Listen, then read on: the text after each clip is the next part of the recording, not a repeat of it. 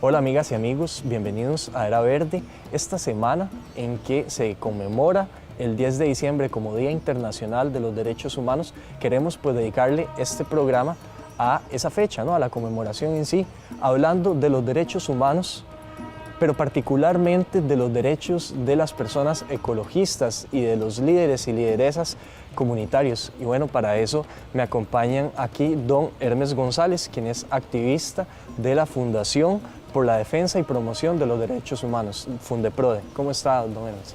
Muy buenos días, gracias al canal UCR y a usted por tenernos en cuenta en esta importante fecha que es el 70 aniversario de la Declaración Universal de Derechos Humanos. Estamos cumpliendo 70 años, así es, de esa declaratoria.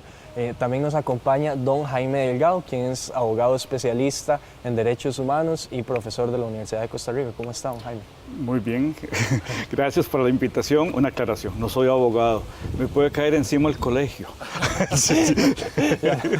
Muy bien, especialista en derechos humanos. Sí, pero sí profesor de la Facultad de Derecho y esa es la confusión. Ya, listo, entendido. Muy bien, vamos a empezar, don Hermes, hablando un poquito de los derechos humanos, porque cuando hablamos de derechos humanos, por lo general las personas entienden que son derechos que todas las personas tenemos inherentemente por nacer humanos, tal cual.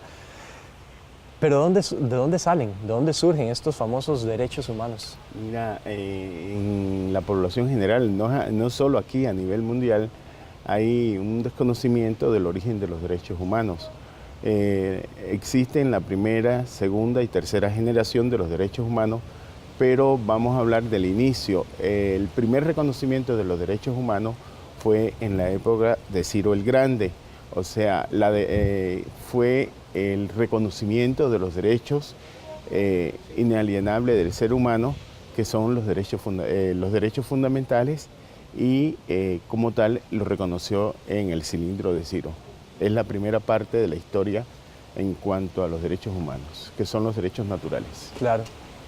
Eso fue evolucionando, ¿no? Hasta que llegamos a una declaratoria de lo cual estábamos diciendo ahorita, ¿no? Estamos cumpliendo 70 años. Bueno, los derechos humanos, la primera parte fue en el Cilindro de Ciro, que fue cuando se reconocieron los derechos naturales, y la segunda en la época de la Revolución Francesa, donde como tal fue reconocido como derechos naturales nuevamente y derechos humanos, y a partir de ahí, hasta 1948, que se hace la Declaración Universal de Derechos Humanos por la señora Elizabeth Rosenberg, que fue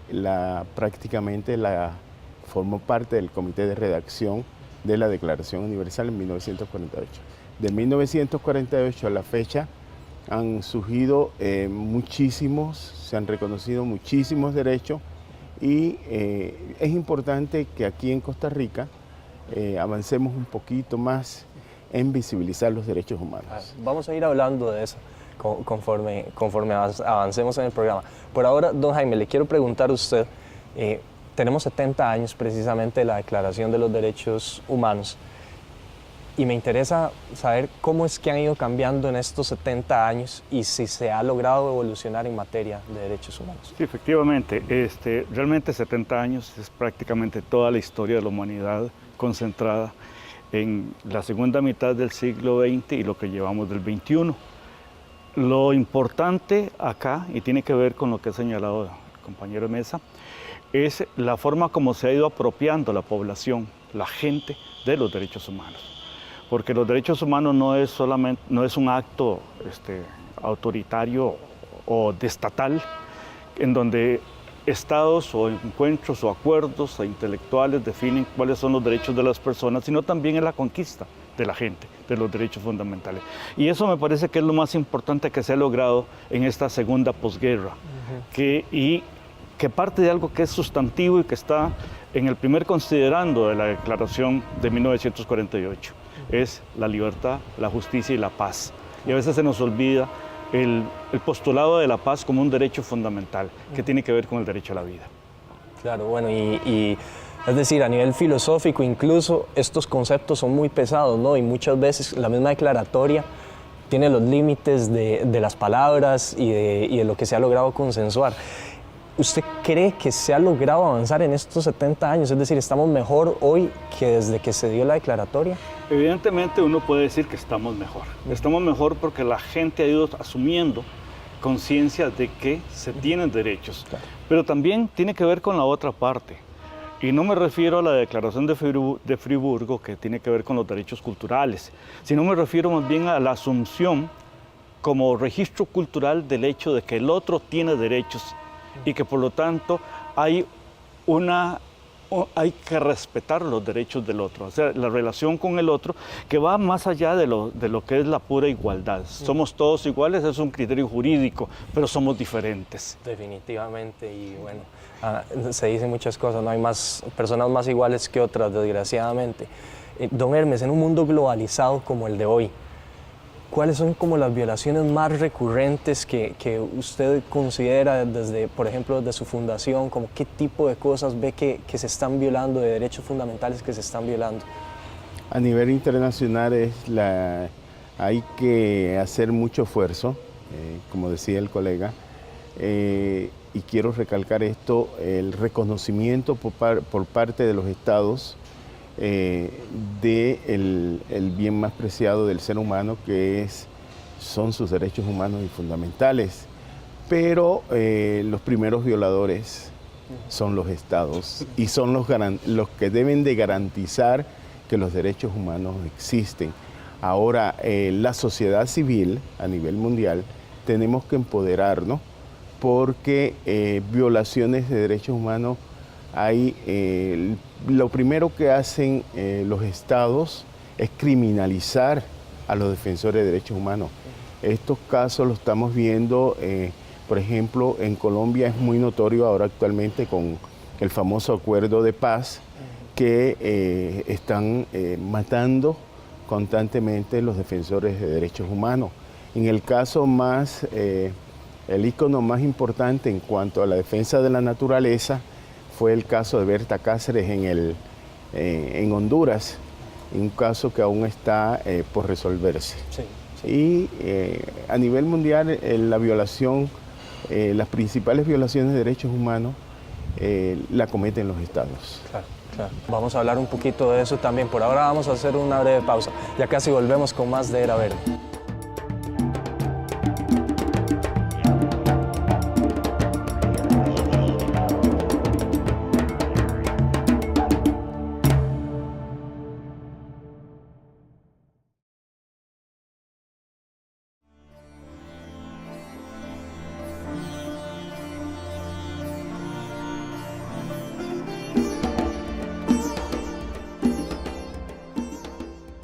Ponemos nuestra mirada nuevamente en Honduras y lo hacemos a propósito del asesinato, como decíamos, de Cecilio Figueroa, este dirigente social que defendía una zona protegida, una zona conocida como La Tigra, más o menos para que nos hagamos una idea, una especie de pulmón vegetal, la fuente de agua de Tegucigalpa. Un conflicto con respecto a zonas.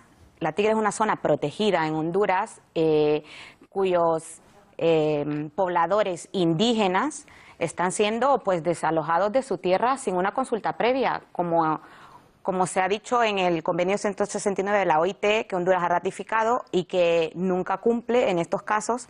Y pues Cecilio Figueroa era un líder social que defendía, ¿no?, a la población indígena y que defendía el derecho a la población de permanecer en su territorio. Y una vez más hemos visto cómo ha sido asesinado, ha sido quitado de en medio una persona a la que se le considera pues peligrosa, incómoda, ¿no?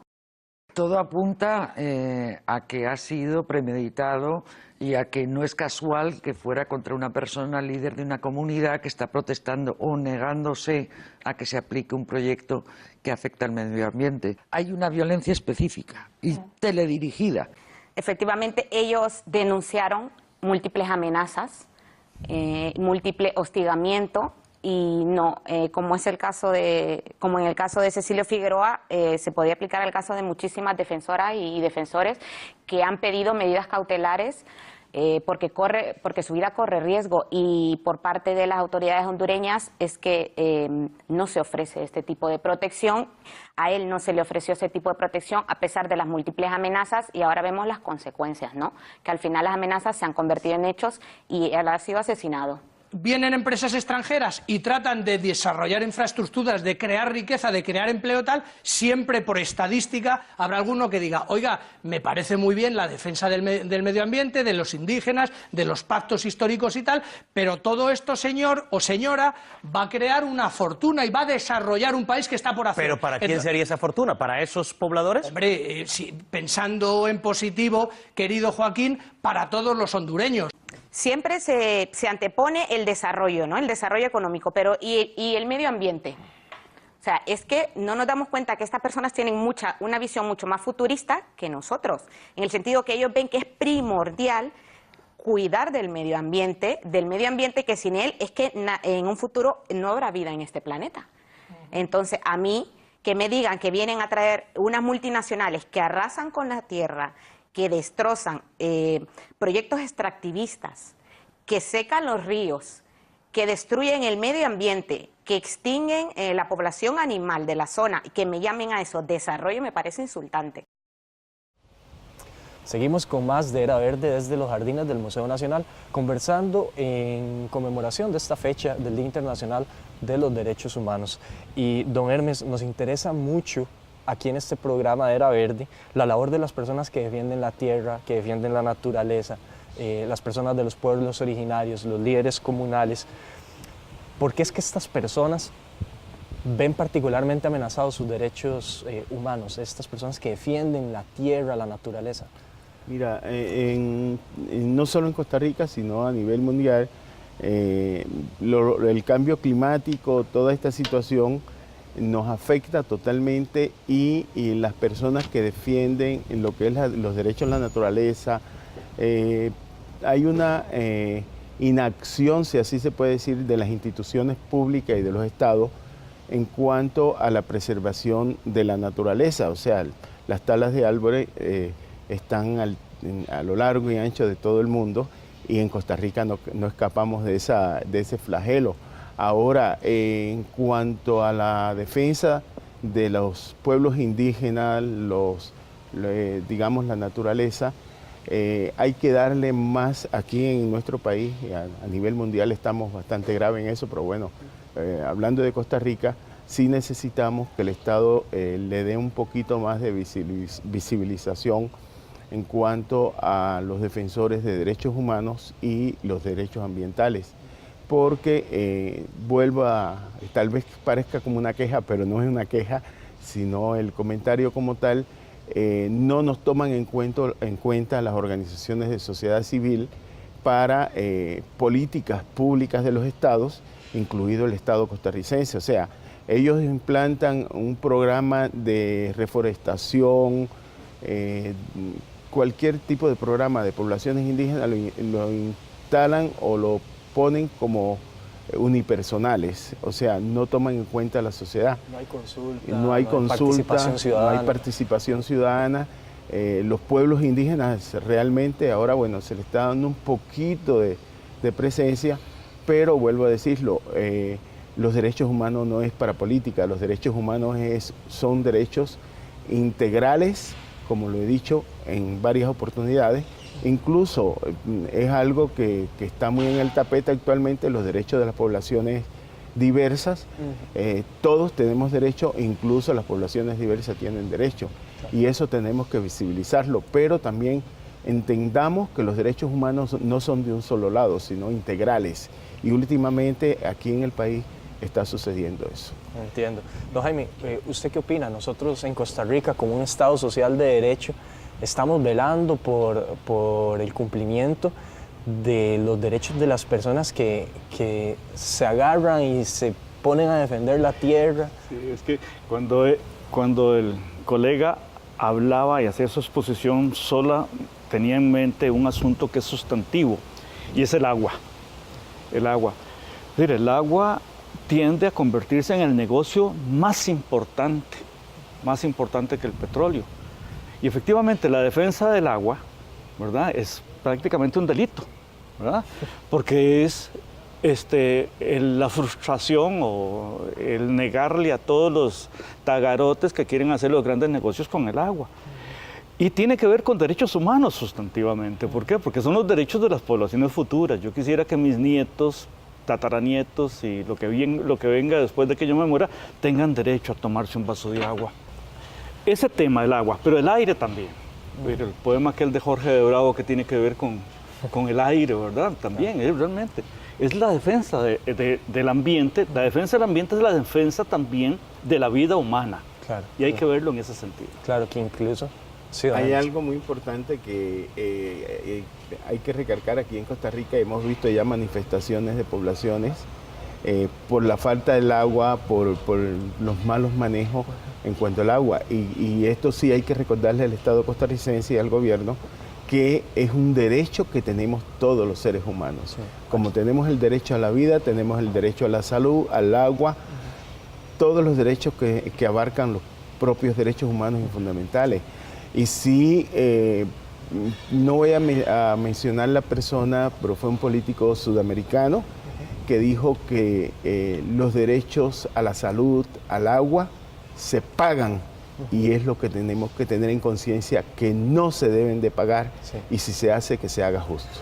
Dormes, precisamente, bueno, en la región tenemos casos emblemáticos respecto a abusos y a violaciones de los derechos humanos. El informe anual de Amnistía Internacional del 2008 muestra que siguen las persecuciones y campañas de descrédito a las que han sido sometidas las personas defensoras del medio ambiente. ¿Cuáles países considera usted que en la región latinoamericana están viendo como más amenazados las personas, sus derechos? Yo pienso que casi todo Centroamérica. O sea, de acuerdo a los informes de Amnistía Internacional del 2017-18, y tenemos el caso de Venezuela, las regiones mineras de Venezuela, que prácticamente están en manos extranjeras. La parte de Brasil es increíble, aunque no se hable mucho, y sí a nosotros nos llegan informaciones de la criminalización de defensores de derechos humanos y del ambiente de toda esta región. Incluso vuelvo a hablar de Colombia, porque nosotros dentro del mecanismo de trabajo nuestro somos parte de la Acción Humanitaria Internacional con sede en Colombia.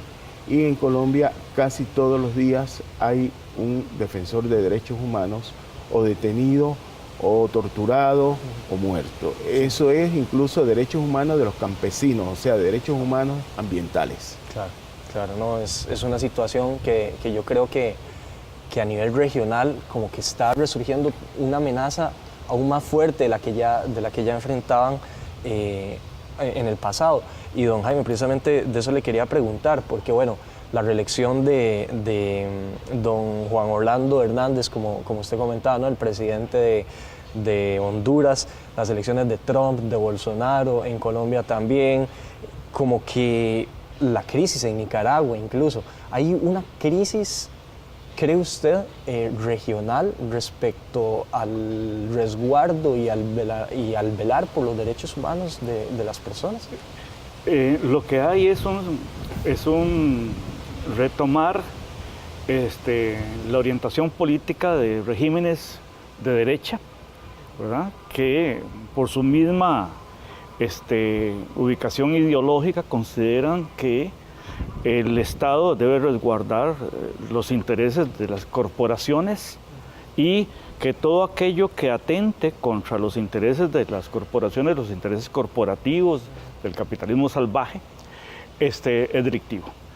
Y ahora ha ido asumiendo en distintos países de América Latina la forma de luchas fundamentalistas, incluso el caso de Bolsonaro es el caso, digamos, que podría convertirse en emblemático, pero tenemos expresiones en todos los países, ¿verdad? En todos los países, ¿verdad? En donde se penaliza la defensa de los derechos humanos y conquistas preciadas incluso de minorías. Es decir, el tema de las minorías sexuales es solamente el emblema con el cual se hacen lecturas al texto bíblico para luchar contra ello, se hacen lecturas al texto bíblico para defender una idea de familia, ¿verdad? Y para garantizar, en el otro extremo, los grandes negocios. El caso de Bolsonaro no es la lucha por la familia, ni tampoco la lucha contra Bolsonaro es la defensa, no es solo la defensa de los derechos de las poblaciones de las minorías, sino es la defensa también del Amazonas. Claro. Que Bolsonaro ya prácticamente está poniendo en entredicho todo el acuerdo amazónico, que significa el aire, ¿verdad?, del planeta. Del pulmón, el gran pulmón de este continente. El gran pulmón de este continente. Don Jaime, vamos a hacer una breve pausa. En este momento vamos a continuar con más en el próximo bloque. Ya casi seguimos con más de Era Verde.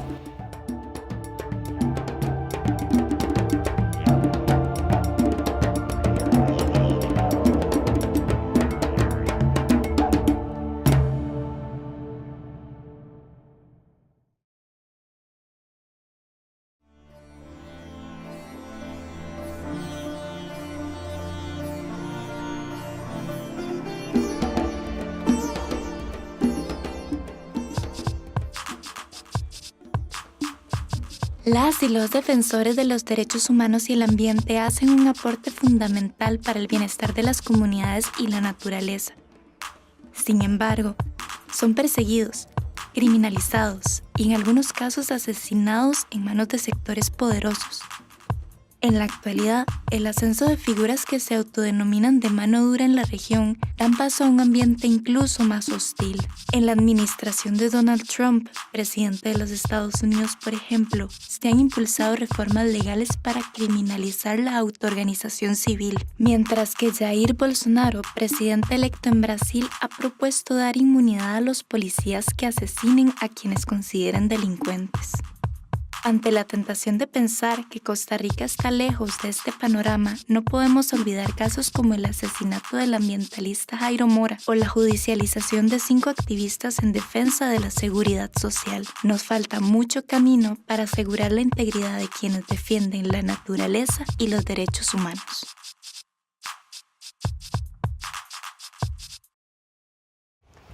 Seguimos con el último bloque de este programa en donde estamos hablando de los derechos humanos debido a esta fecha de la conmemoración del 70 aniversario de la Declaratoria de los Derechos Humanos. Y bueno, el tema es enorme, ¿verdad? No nos va a dar tiempo de tratar todo lo que queríamos tratar. Vamos a intentar ir cerrando. Don Hermes, yo tengo que insistir en esto porque cuando hablamos de violaciones a los derechos humanos, hay poblaciones que las sufren peor porque las violaciones son más y son peores. Y el caso de las mujeres es impresionante, ¿no? ¿En qué situación están las mujeres ambientalistas en esta región? En esta región te vuelvo a hablar del caso Berta Cáceres, de su hija, y de ambientalistas de Guatemala, de El Salvador, de varios países de Centroamérica, incluso de Sudamérica. La situación de las mujeres ambientalistas es mucho más complicado porque por su condición de mujer. En el caso de toda nuestra región, las políticas públicas en protección a la mujer tienen muchísimas debilidades. Don Jaime, como Costa Rica, somos un país que a nivel mundial somos vistos como un gran ejemplo de respeto a los derechos humanos. Somos la sede de la Corte Interamericana de los Derechos Humanos y yo creo que muchas veces no sopesamos eso y a nivel cultural no lo hemos asimilado. ¿Cómo comprometernos dentro de esta frontera, pero también dentro de fuera de esta frontera geopolítica y jurídica? Dos cosas. Una, el ser ejemplo, ¿verdad? El ser ejemplo es también un compromiso. Realmente, el ser ejemplo es una obligación de seguir siendo ejemplo. Y en ese sentido, no es el simple hecho de tener la corte. La corte está en los dioses, ¿cuánta gente lo sabe? Es una corte internacional, están los dioses. ¿Cuánto el Estado se ha hecho en garante de los derechos de las personas? Realmente en verdadero garante. Uno puede señalar incluso una buena cantidad de ejemplos en donde a nivel jurídico tenemos la trinchera, pero a nivel real hay que pelearla, hay que pelearla. ¿A quién defiende el Estado? Pues naturalmente corresponde defender al trabajador, Claro. ¿verdad? Así Igual en el derecho indígena a la propiedad colectiva. Es decir, hay una garantía civil del derecho a la propiedad, pero también está el derecho indígena a la propiedad colectiva, a la propiedad histórica, ¿verdad? Comunitaria. Está el derecho de los pueblos ancestros. Exactamente. De los pueblos originarios, que son pueblos que algo viven fundamental, amenazados. es algo fundamental que se escapa al derecho positivo, ya sabes, al derecho que tiene la gente que todavía no existe y que por lo tanto no se les puede reclamar responsabilidad sobre algo que no es. Y no me refiero a toda la laraca que tienen los fundamentalistas en relación con el aborto y en contra del aborto, más me refiero a las poblaciones que no existen y que incluso los fundamentalistas dan derecho de explotación del agua cuando deberíamos pensar en el agua para las poblaciones que no existen, en el aire para las poblaciones que no existen. Y eso trasciende nuestras fronteras. Trasciende nuestras fronteras y trasciende nuestras fronteras geopolíticas y otro tipo de fronteras como estábamos hablando. Muy breve para cerrar, don Hermes, perdón. ¿Qué tiene que hacer el Estado costarricense? Porque yo siento que, por ejemplo, este gobierno está ahora incluso atentando al derecho contra la protesta, por ejemplo, diciendo que cómo limitan el derecho a la huelga. ¿Qué tiene que hacer para garantizar los derechos fundamentales? Muy breve, don Hermes, que se me acaba el tiempo. Los poderes del Estado costarricense deben de ser independientes y respetarse entre ambos. Si nosotros exigimos, si el Poder Ejecutivo exige respeto de todos los poderes, no debe de irrespetar los poderes. De acuerdo. Costa Rica es ejemplo, como decía el colega, ejemplo en materia de derechos humanos. Y si nosotros somos ejemplo en materia de derechos humanos y tenemos el discurso de ser ejemplo en democracia, hagámoslo de verdad, hagámoslo de frente. No los que estamos aquí hoy, sino las futuras generaciones se lo merecen. Costa Rica merece que se respeten los derechos humanos, que se respete la democracia, que se garantice el derecho del pueblo. De acuerdo. Les agradezco mucho por habernos acompañado, don Hermes, don Jaime. Muchas gracias por habernos invitado.